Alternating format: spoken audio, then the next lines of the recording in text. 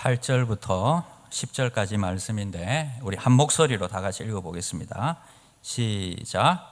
바울이 회당에 들어가 석 달 동안 담대히 하나님 나라에 관하여 강론하며 권면하되 어떤 사람들은 마음이 굳어 순종하지 않고 무리 앞에서 이 도를 비방하거늘 바울이 그들을 떠나 제자들을 따로 세우고 두란노 서원에서 날마다 강론하니라. 2해 동안 이같이 하니 아시아에 사는 자는 유대인이나 헬라인이나 다 주의 말씀을 듣더라. 아멘. 자리에 앉으시겠습니다. 오늘은 해방꾼이란 제목으로 함께 하나님의 말씀 나누겠습니다. 지난 시간에 우리가 살펴봤다시피 바울이 에베소 교회를 재방문하게 되었습니다. 그곳에서 12명의 제자를 만났고 아직까지 예수를 모르는 제자들에게, 요한의 제자였죠. 그들에게 세례를 주었을 때 성령이 임했고, 첫 번째 뭘 했죠? 방언을 말했고, 두 번째 예언을 했더라 하면서 우리가 방언에 대해서 살펴보았습니다. 이 외적인 방언도 있지만 우리에게 주시는 내용은 내적인 방언을 통해서 사람들과 소통하고 그들에게 하나님 말씀을 전하는 역할을 우리에게 주셨다 살펴보았고, 그리고 예언을 한다는 것은 이것은 대언을 한다고 말씀을 드렸습니다. 그래서 우리가 다른 사람들에게 하나님 말씀을 나누고 격려해주고 세워줄 때에 그들이 다시 한번 하나님 앞에 세워지는 역할들을 우리가 감당하게 될 것이다 하는 것을 살펴보았습니다. 오늘은 그렇게 복음을 전했을 때 또 어떤 일이 있었는가, 어떤 결과가 있었는가 살펴보겠습니다. 한번 8절 시작.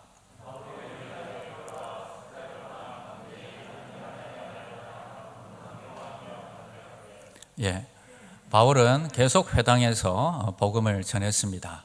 늘 하던 대로 유대인 회당에 가서 복음을 전했는데 몇 달 동안 전했죠? 석 달 동안. 석 달이라는 시간은 짧은 시간이 아닙니다. 석 달 동안 열심히 담대하게 하나님 나라의 복음을 강론했는데 어떤 일이 있었을까요? 바로 회방하는 사람들이 나타났다는 것입니다. 회방하는 사람들 읽어보겠습니다. 시작. 어떤 사람들은 마음이 굳어 순종하지 않고 무리 앞에서 바울이 그들을 떠나 제자들을 따로 세우고 두란노 서원에서 날마다 강론하니라. 비방하였다고 나오는데 여기서 비방한다는 말은 욕하고 그리고 고함 지르고 그리고 회방하였다. 복음을 전하는데 이 도를 전하는데 회방하는 사람들이 일어났다 이야기하고 있습니다. 이 사람들의 특징은요, 복음을 회방하는데 회방꾼으로 등장하는데 그들이 처음에는 어떻게 했어요? 석 달 동안 마음을 단단히 굳게 하고 아주 단단한 마음으로 말씀을 갖다가 들었던 것 같아요. 그리고 어떻게 했다고요? 순종하지 않았다. 말씀을 들었지만 순종하지 않았다. 결국에는 석 달 후에 그 도를 비방하고 회방하는 회방꾼이 되었다 이야기하고 있습니다. 불신앙의 모습들을 보게 되는데요. 그럼 여러분, 신앙의 모습은 어떻게 하는 걸까요? 마음을 굳게 하는 게 아니라 부드럽게 하고, 그리고 말씀에 순종하고, 그리고 이 말씀을 갖다가 적극적으로 전한다. 회방하지 않고 전한다. 이게 바로 우리의 신앙이 자라나는 바로 그 방법이다 하는 것입니다. 여러분들, 제가 오늘 아침에 이 말씀을 이제 생각하면서 제가 이제 여러분 잘 아시다시피 나이가 50이 넘었잖아요. 그죠? 그래서 여러분, 나이가 들면 들수록 이게 굳어지는 거예요. 온몸이. 아이면 아이일수록 몸이 유연하고 아주 부드럽고요. 나이가 들면 들수록 이 몸이 굳어지는 것 같아요. 그래서 제가 한번, 여러분, 우리가 옛날에 어릴 때 가위바위보 할 때 어떻게 했죠? 손을 꼬고 한번 따라해 보세요. 꼬고 여기 되는지를 한번 해보세요. 이렇게 했는데 저는 깜짝 놀랐어요. 왜냐하면 손가락이 아파가지고, 보이세요? 되세요? 손가락이 아파가지고 관절이요, 너무 아픈 거예요. 이 병원을 가봐야 되는가, 이 몸이 점점 굳어지는구나 하는 생각이 들었습니다. 여러분, 나이가 들수록 몸은 뻣뻣해지고 굳어집니다. 근데 여러분, 진짜 굳어지면 어떻게 될까요? 우리의 코끝에 생명이 끝나는 날, 우리의 숨이 멎는 날, 우리는 정말 시멘트처럼 온몸이 딱딱하게 굳어질 것입니다. 굳어졌다는 것은 죽었다는 말씀입니다. 그런데 이 마음이 죽었다는 거예요. 굳어졌다, 죽었다. 이런 사람에게는 석 달이 아니라 3년, 아니 30년의 말씀을 전해도 절대 변화되지 않는다 하는 것입니다. 이 사람들은 석 달 동안 굳은 마음으로, 죽은 마음으로 말씀을 들었지만 그들은 말씀에 순종할 수도 없었고 그들은 이 말씀을 전하는 자를 비방하고 회방하는 회방꾼이 되었다 하는 것입니다. 여러분, 우리 간도 마찬가지인 것 같아요. 간이 처음에는 약간 염증이 있고 이러면은 뭐 아프다가 나중에는 어떻게 돼요? 딱딱해지고 뭐 간경화가 오고 간암이 되고 하면 간이 굳어져 가지고 죽어버린다 하는 것입니다. 마찬가지로 우리의 신앙생활도 마찬가지인 것 같습니다. 우리의 신앙이 굳어져 버리면, 죽어버리면 더 이상 우리는 희망이 없고 소망이 없는 사람이 되는데, 여러분들의 마음은 어떻습니까? 제가 여기 보니까 여기 한 80명 정도 되는 분들이 앉아 계신데 다 부들부들 보들보들 하여튼 아주 유연하신 분들이 다 오신 것 같아요. 신앙에 유연하신 분들이 오신 것 같아요. 정말 하나님께 감사를 드립니다. 자, 이렇게 회방꾼도 있었지만 그 가운데서 바울이 이 회방꾼들을 어떻게 대처했는지 한번 살펴보겠습니다. 바울은 복음의 채무자로 살아가는 것을 우리에게 보여주고 있습니다. 빚진 자로 살아가는 거죠. 채무는 돈을 갚아야 되는 사람이죠. 복음을 갚아야 되는 사람으로 살았다는 것입니다. 시작. 어떤 사람들은 마음이 굳어 순종하지 않고 무리 앞에서 이 돌을 비방하거늘 바울이 그들을 떠나 제자들을 따로 세우고 두란노 서원에서 날마다 강론하니라. 회당에서 복음 전하다가 사람들이 막 비방하고 회방을 놓으니까 더 이상 그곳에서는 복음을 전하지 못하고 두란노 서원이라는 곳에 가서 날마다 복음을 강론했다, 이렇게 나오고 있습니다. 자, 이렇게 했을 때 결론이 어떻게 났을까요? 10절 시작. 2해 동안 이같이 하니 아시아에 사는 자는 유대인이나 헬라인이나 다 주의 말씀을 듣더라. 놀라운 일이 일어났습니다. 석 달 동안 전했는데 저기서는 쫓겨났는데, 두란노 서원이라는 곳에서 복음을 전했는데 그곳에서는 2해 만에 놀라운 결과가 있었는데 아시아 전역에 유대인들이나 헬라인이나 다 주의 말씀을 듣게 되었다. 이런 놀라운 일이 일어나게 된 것입니다. 그 에베소 지역만 복음이 전해진 게 아니라 아시아 전역에 복음을 전하는데 이 두란노 서원이 큰 역할을 했다 하는 것입니다. 여러분, 이렇게 큰 일을 할 때에 제일 큰 역할을 한 것은 누구일까요? 이렇게 아시아 전역에 복음이 전해질 때에 가장 큰 역할을 한 것은 무엇일까요? 저는 바로 회방꾼이었다고 생각합니다. 계속 유대인의 회당에서 복음을 전했다면 그곳에서 머물렀을 것이고 한 지역 정도 이렇게 복음 전할 수 있었을 텐데, 그냥 이 회방꾼들 때문에 할 수 없이 피해가지고 두란노 서원에 가서 복음을 전하니까 이곳에서 오히려요 더 큰 복음의 물결들이 일어나서 복음의 강물이 일어나서 흘러 아시아 전역으로 복음이 흘러갔다 하는 것입니다. 여러분, 2000년 전에 복음의 강물이 시작되어서 이제 흘러가기 시작하는데, 언덕을 만나고 산을 만나고 바위를 만났을 때에 그 강물은 둘러 흘러서 다른 곳으로 흐르면서 지중해를 건너고 대서양을 건너고 태평양을 건너서 한반도에까지 전해졌습니다. 1960년도, 50년도에 가장 가난한 나라였던 우리 대한민국에 하나님께서 복음을 전해주셨는데 막히고 그리고 힘들고 어려운 가운데서 피해서 그렇게 하나님의 섭리는요 한치의 오차도 저와 여러분 없이 저와 여러분들에게 이 복음이 전해졌고, 우리는 그 복음을 들고 이 인도네시아 땅에 또 다시 돌아오게 됐다 하는 것입니다. 여러분, 하나님은 정말 회방꾼이 있어도 우리가 그 복음을 붙잡고 있으면, 그 복음을 간직하고 가슴에 간직하고 있으면 언젠가는 꽃피게 하시고 또 사람들에게 복음이 전파되도록 하게 하실 것입니다. 여러분, 한 해 동안 살아오시면서 어렵고 힘든 일들이 참으로 많았을 것입니다. 그러나 회방꾼들도 있었고 어려움들도 많았지만 여러분, 그것 때문에 우리가 더 빨리 왔고, 그것 때문에 우리가 더 기도했고, 하나님과 더 가까워졌고, 지금 이 자리에까지 우리가 오게 되었다는 것입니다. 저는 바울이 어떻게 해서 이렇게 어려움들을 갖다가 견디면서도 돌아가지 않고 복음에 계속 헌신할 수 있었나, 그의 삶을 돌아볼 때에 그는 이런 고백을 하게 됩니다. 시작. 헬라인이나 야만인이나 지혜 있는 자나 어리석은 자에게 다 내가 빚진 자라. 그는 돌아보니까 자기는 채무자라는 거예요. 빚을 지고 있다는 것입니다. 복음의 빚을 졌는데, 예수 그리스도가 정말 나 같은 벌레만도 못한 인생을 위해서 십자가에 돌아가셨고, 다시 3일 만에 부활하셨고, 나를 위해서 지금도 중보하며 기도해 주신다는 것이 너무나 감사하고, 자기에게 그 복음을 전해준 자들에게 너무나 감사하고, 자기처럼 기독교를 핍박하던 사람을 불러서 하나님께서 복음의 사도로 세워주신 것에 너무 감사하고, 이 빚진 마음을 가지고 복음을 들어보지 못한 자들에게 복음을 전하는 채무자로서, 복음의 채무자로서 살아가게 되었다 하는 것입니다. 여러분, 바울은 복음의 채무자가 되어서 이렇게 빚진 자로서 살아가고 있습니다. 우리는 이 땅에서 복음의 채무자로서 살아가야 할 것입니다. 그리고 또 우리는 또 세상을 향해서도 빚진 자로서 살아가야 하는 것입니다. 여러분, 무슨 빚을 지었을까요? 우리가 무슨 빚과 무슨 채무를 세상에다가 지었을까요? 저는 한국에 들어갈 때마다 이런 생각을 가져봅니다. 인천공항에 비행기가 쫙 내릴 때마다, 이 멋진 인천공항, 세계 탑클래스에 드는 공항을 이 나라에서 이렇게 많은 사람들이 헌금을 한 건 아니죠. 뭘 한 거죠, 그러면? 예? 세금을 냈구나.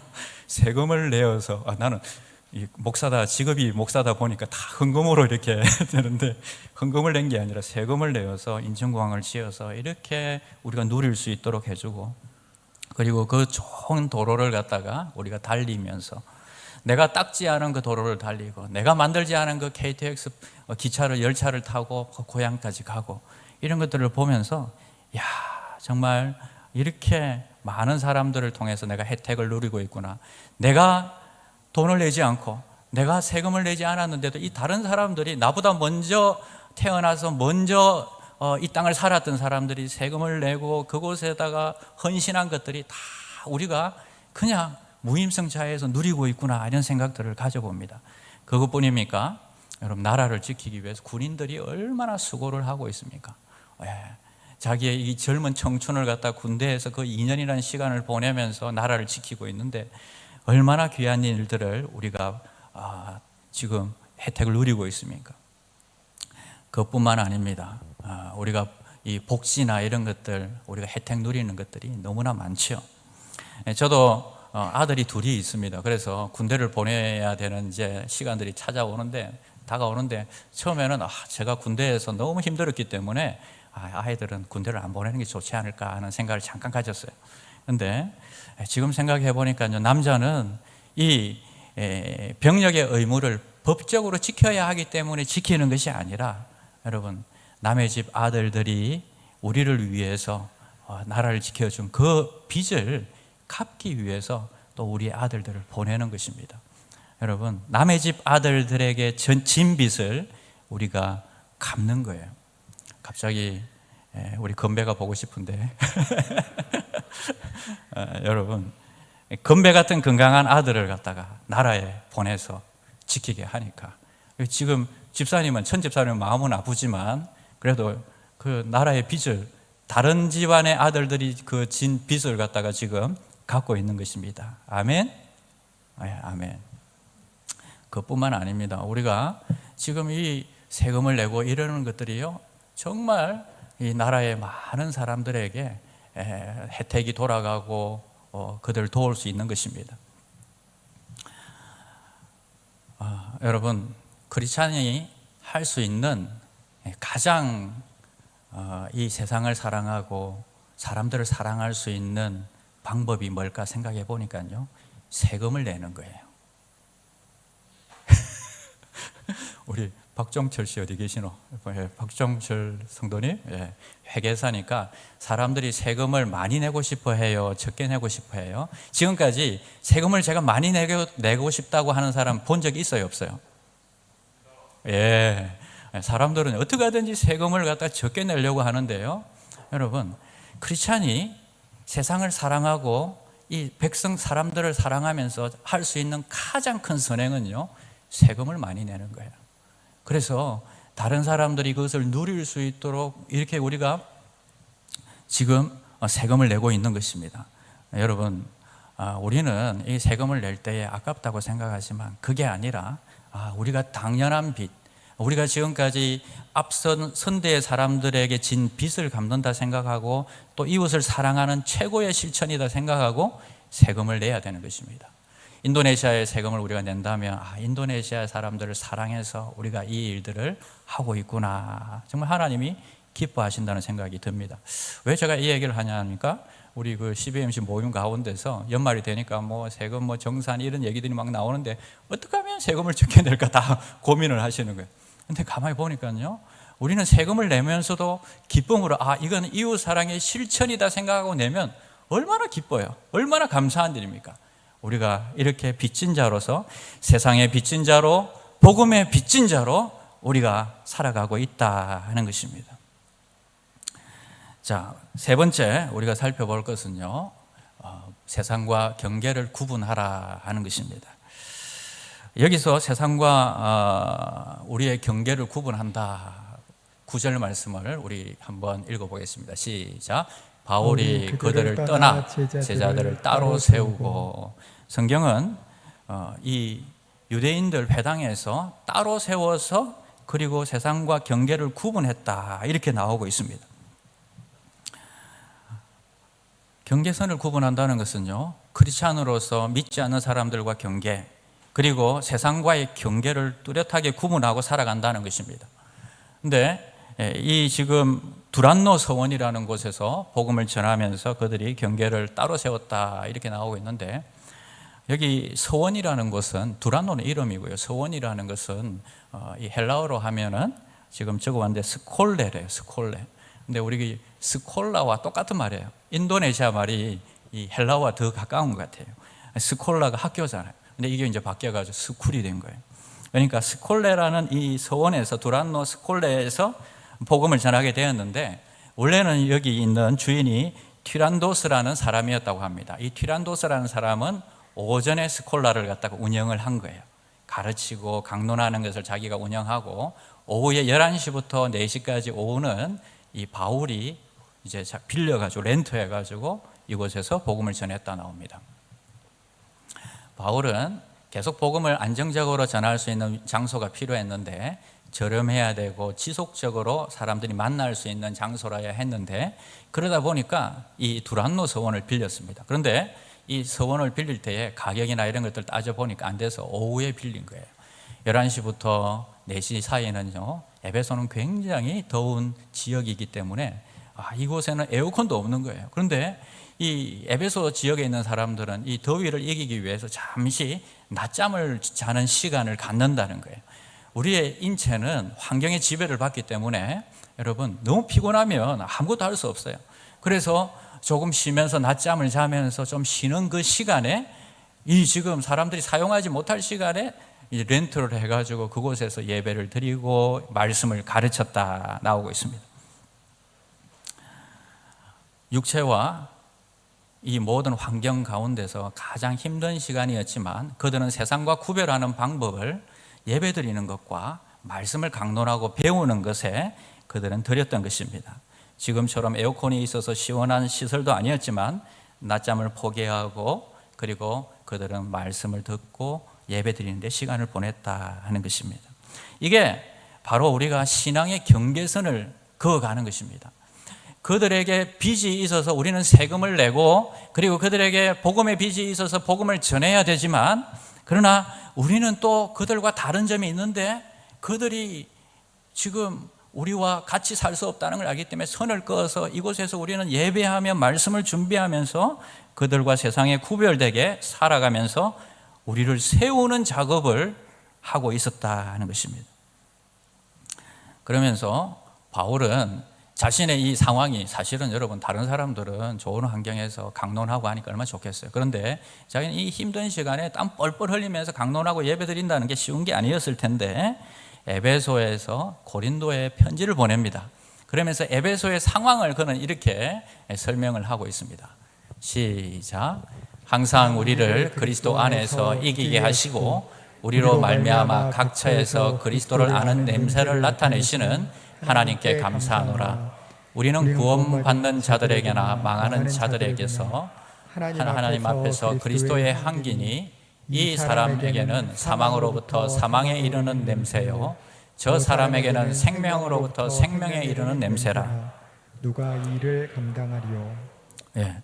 그 더운 날씨 속에서 예배 드리면서 그가 고린도에 써낸 편지에는 자기가 지금 실패와 어려운 가운데 있는 게 아니라 우리는 항상 이기는 가운데 그리스도 안에서 승리하고 이기고 있다고 그는 고백하고 있는 것입니다.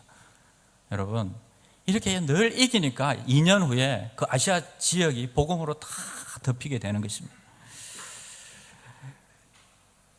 바울은 이 얘기를 하면서 머릿속에서 무엇인가를 상상하면서 그림 그리면서 이 얘기를 적었습니다. 무슨 얘기냐 하면 바로 로마가 전투에서 이기고 개선 장군이 들어올 때의 상황을 그리면서 이거를 적고 있는데, 그때 장군이 들어올 때 사람들은요 향을 막 피운대요.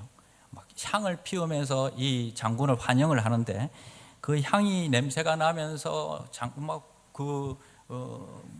군사들과 이 말들과 기병들이 막 들어오는 소리 가운데서 승리자들은 나는 이제 승진할 것이다, 나는 포상을 받을 것이다, 나는 이제 가족을 만날 것이다 하는 희망과 기쁨과 이 축제의 마음을 가지고 들어오는데, 지금 전쟁에서 진 이 패잔병들은 결박되어서 처형을 기다리고 있고 아니면 평생 노예로 살아야 되는 그 생각을 가지면서 두려워 떨면서 들어오고 있는 것입니다. 그때 절망과 고통과 이 모든 생각 속에서 향기를 맡는데 그 향기는요, 그들에게는요 좋은 향기가 아니라 죽음의 향기, 죽음의 냄새인 것입니다. 승리자에게는요 정말 아름다운 향기고 기대가 되고 정말 하나님 앞에 감사하는 그 향기인 반면에, 실패자들에게는요 이것이 죽음의 향기고 음산한 향기가, 냄새가 그들에게 이제 맡아지더라 하는 것입니다. 오늘 우리는 바울이 어떤 환경 가운데 어떻게 복음을 전하면서 어떤 삶을 살았는지를 우리가 살펴보았습니다. 여러분, 우리 앞에도 어려움들이 많았습니다. 방해꾼들이 많았습니다. 어쩌면 돌아서 이 자리까지 오신 분들도 많이 있을 것입니다. 올 한 해 나는 실패했다고 생각하시는 분들도 있었을 것입니다. 하지만 여러분, 하나님의 이 모든 것을 합력해서 선으로 바꾸어 주실 줄 믿으시기를 바랍니다. 하나님께서는요 우리가 이 시간을 견디고 그리고 이 모든 가운데서 주님을 바라보고 있을 때, 주님을 기대하고 있을 때에 우리에게는요 예수의 복음의 향기가 나고 있는 것입니다. 여러분의 이 콧잔등에 예수의 복음의 향기가 막 나고 있는 것입니다. 그러나 회방꾼으로 살고 복음을 거절하고 살고 있는 자들에게는 그게 생명의 향기가 아니라 죽음의 냄새로, 그들의 인생이 끝나는 날 시체로서 썩어질 때 그 지독한 냄새로 그들에게 남겨질 것입니다. 여러분, 죽음의 악취로 복음의 회방꾼으로 살기를 원하십니까? 아니면 생명의 향기로서 다른 사람들을 또 제자로 세우면서 복음을 전하면서 살기를 원하십니까? 여러분, 결단은 여러분들의 몫입니다. 오늘 우리가 이 찬양을 드리면서 우리 한번 결단했으면 좋겠습니다. 한 해 동안 여러분 수고 많으셨습니다. 방해도 많았죠. 그러나 꿋꿋하게 여기까지 오신 분들 대단하십니다. 여러분, 우리의 지혜와 육체를 의지했다면 이곳까지 우리는 달려오지 못했을 것입니다. 그러나 성령께서 우리 안에서 역사하셨고 우리를 지키셨고 인도해 주신 것을 믿으시기를 바랍니다. 힘든 상황 가운데 여러분, 제가 힘들 때에도 저는 안 힘들겠습니까? 그때도 저는 찬양을 했습니다. 찬양을 하니까 힘이 다시 나요. 찬양을 하니까 하나님 다시 세워주시더라고요. 아이고 뭐 찬양 한 번 한다고 뭐 인생이 달라지겠나? 그렇지 않습니다. 여러분의 안에 계신 성령님께서 여러분들을 다시 세우실 것입니다. 경계선을 다시 세우실 것입니다. 내 환경과 어려운 가운데서 여러분 경계선을 뚜렷하게 세우시기 바랍니다. 사탄이 우리에게 주는 음성에 기울이지 마시기 바랍니다. 해방꾼에게 속지 마시기 바랍니다. 여러분, 우리는 주님의 자녀입니다. 우리의 무기는 육체가 아니라 바로 성령님이시고 주님이십니다. 주님이 여러분들을 포기하지 않으십니다. 우리 이 찬양을 드리겠습니다.